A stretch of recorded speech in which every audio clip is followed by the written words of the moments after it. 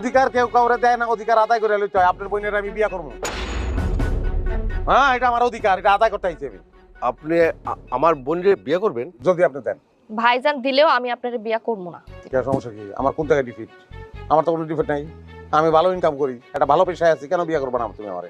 আপনি টাকা লইয়া মিথ্যা বইলা মাইশের সাথে মাইশের বিয়া দেন।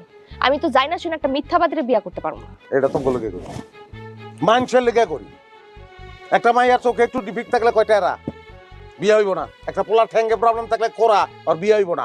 আমরা এই বিয়াগুলো করাই, এর লেগে মিছা কথা কইতে হয়। আমরা মানুষের ভালো দিকগুলারে উপস্থাপন করি, কইরা একটা জোড়া লাগাই দেয়, এটা তো খারাপ কিছু না। মিছা কথা না কইলে তো বিয়েই হইতো না। তাই বলে যার যার নাই তাই বলে আপনি বিয়া দিবেন?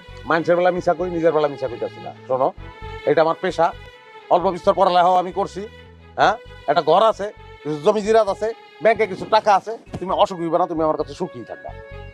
রাজি কিনা কও? যা